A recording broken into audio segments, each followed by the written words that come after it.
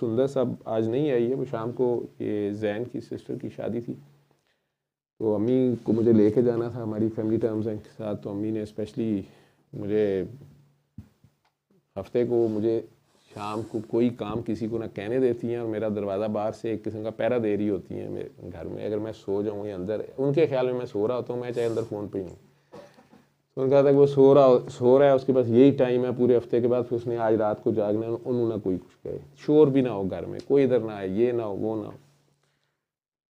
और अगर उन्होंने खुद कहीं जाना है तो फिर वो दरवाज़ा एकदम खुलेगा और वो अलमारी में से कुछ चीज़ लेने आएगी। मेरी नींद बड़ी कच्ची है तो मैं उठ जाता हूँ, फिर उन्हें कहना होता है कि मैं वैसे उधर जाना है, वो जाना तो चाहिए लेकिन तुमने सोना भी है, मैं उठ जाता हूँ।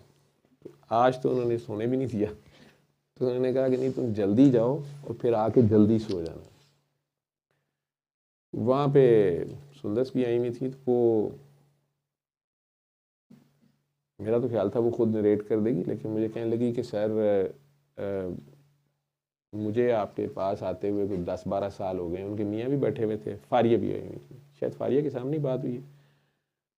कहती हैं कि सर आपने फ़लाँ को ये कहा, मुझे ये कहा, आप कई बार मना करते हैं कि इस बच्चे को उठा लो बस इसे ले जाओ, या हमें कहते हैं ये इधर ना आओ या अभी ये नहीं करना। अभी हम लोग अपने प्यार या मोहब्बत में समझते हैं कि पता नहीं सर मुझे मना क्यों कर रहे हैं या डांट रहे हैं या पता नहीं कर्टसी दिखा रहे हैं या क्या है। सर आपकी बात को उसी वक्त मान जाना चाहिए। मुझे पता नहीं था किस रेफरेंस में कह रही है, तो मैंने पूछा क्या खैर है, क्या हो गया। मियाँ उनके हंसी जा रहे थे, तो मुझे पता होगा शायद उन्होंने उससे डिस्कस किया। उसने कहा नहीं सर आपकी बात को उसी वक्त मानना चाहिए, और अब तो आप पहले से ज़्यादा खतरनाक हो गए हैं।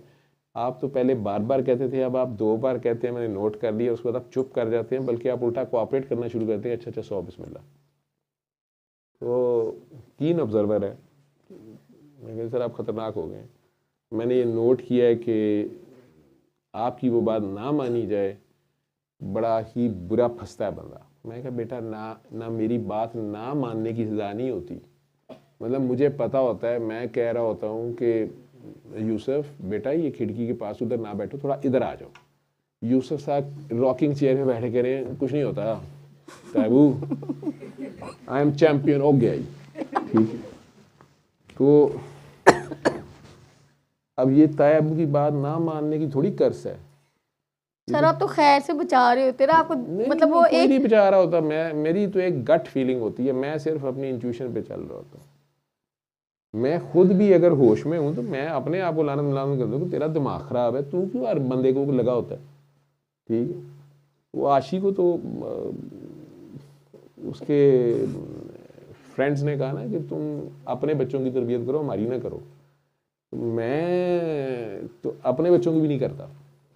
मेरी तो वैसे शुरू से घर भी ये आदत थी, मैंने कोई भी काम एक बार कहना है, फिर दूसरी बार कहना है, फिर सवाल ही नहीं पैदा होता मैं कभी कहूँगा।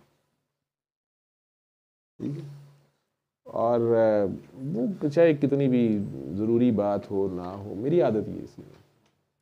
मैं दूसरे बंदे के फेवर में हो जाता हूँ कि हो सकता है वो कितना मजबूर है, उसका एंगल कोई और है, मैं अभी भोंगी मारी जा रहा हूँ, हो सकता है वो मेरे से ज़्यादा समझदार आदमी है, उससे ज़्यादा पता हो। तो मैंने 2 बार बताया, फिर भी वही कर रहा है, तो अच्छी बात है। हो सकता है अभी उसको वारा खाता हो। ठीक,